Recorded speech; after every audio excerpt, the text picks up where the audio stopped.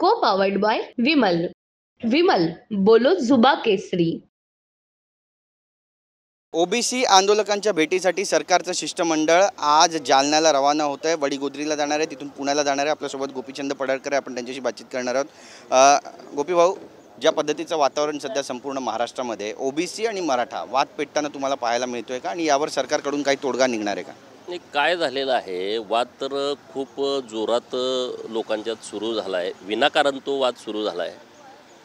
गावगाड्यामध्ये एकत्रित राहणारा मराठा समाज आणि ओबीसी समाज गुण्यागोविंदानं नांदत होता, परंतु आत्ता वास्तवामध्ये तशी परिस्थिती राहिली नाही.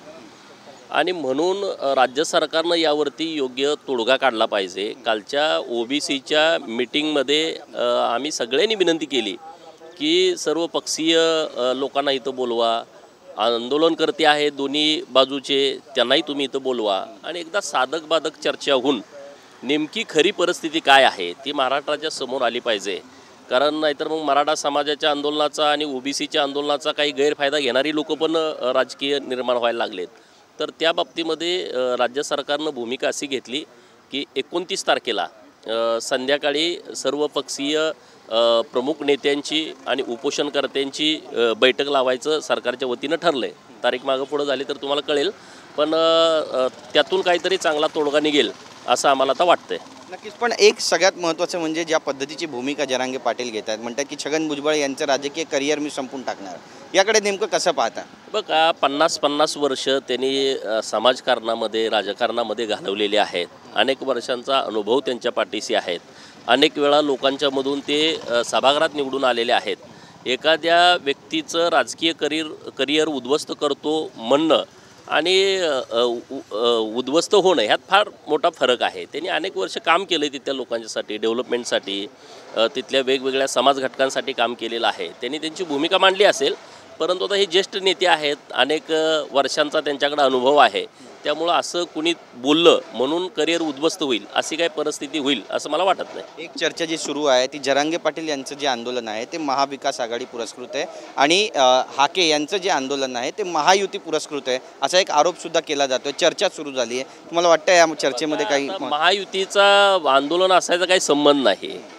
त्यांचं काय म्हणणं आहे उपोषणकर्त्यांचं की सगळे सोयरेंच्या बाबतीमध्ये, आता महायुतीचं सगळे सोयरेच्या बाबतीमध्ये स्टेटमेंट करते, मग महायुतीचं कसं काय हे आंदोलन असू शकतं?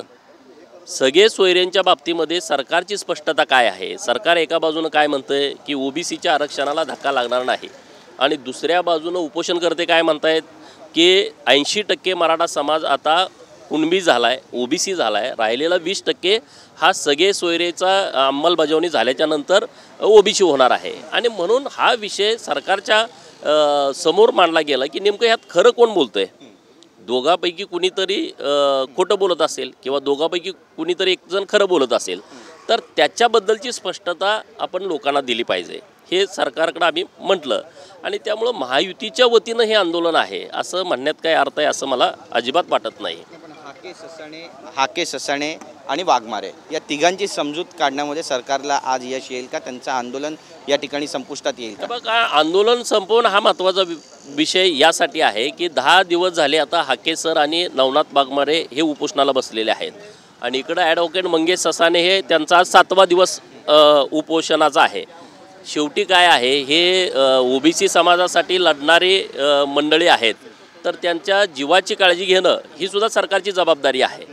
आणि म्हणून त्यांनी जो विषय दिला होता त्या विषयावरती सविस्तर चर्चा सरकारबरोबर झालेली आहे, आणि जी चर्चा सविस्तर झाली आहे ती चर्चा आता त्यांना सांगण्यासाठी राज्याचे 6 मंत्री आज तिकडे निघालेले आहेत. निश्चितपणे त्यांच्याशी व्यवस्थितपणे चर्चा होईल. त्यांचं काय म्हणणं बघून मग पुढं काय डिसिजन, शेवटी सर्वस्वी अधिकार त्यांचा आहे उपोषणकर्त्याचा, त्याच्यावर निर्णय काय घ्यायचा. पण मला वाटतं की सरकारनं खूप चांगल्या पद्धतीनं चर्चा केलेली आहे. जोपर्यंत सर्वपक्षीय बैठक होणार नाही तोपर्यंत सगळे सोयऱ्यांच्या बाबतीमध्ये काही निर्णय होणार नाही, सगळे सोयरेची अंमलबजावणी होणार नाही. त्यामुळं हे सगळं उपोषणकर्त्याला मान्य होईल असं मला वाटतंय. धन्यवाद आमच्याशी बोलल्याबद्दल. तर आपण पाहतोय की आपली भूमिका मांडलेली आहे गोपीचंद पडळकर यांनी, आणि आता हे जे शिष्टमंडळ आहे ते जालन्यासाठी रवाना होतं. इथून संभाजीनगरला जाणार आहे, तिथून वडीगोद्रीला जाणार आहे, आणि पुढे पुण्याला जाऊन या सगळ्या आंदोलनकर्त्यांची ते घालण्याचा प्रयत्न करणार आहे. त्यामुळे आपल्याला पाहावं लागेल की नेमकी समजूत काढण्यामध्ये सरकारला कितपत यश येत आहे. कॅमेरा पर्सन रोशनसह Girish Gaikwad, TV9 Marathi, Mumbai. Co powered bye Vimal. Vimal बोलो जुबा केसरी.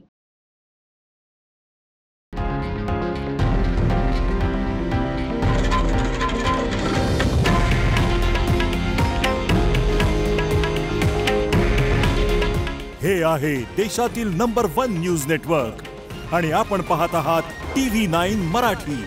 काळजी तुमची, हित महाराष्ट्राचं.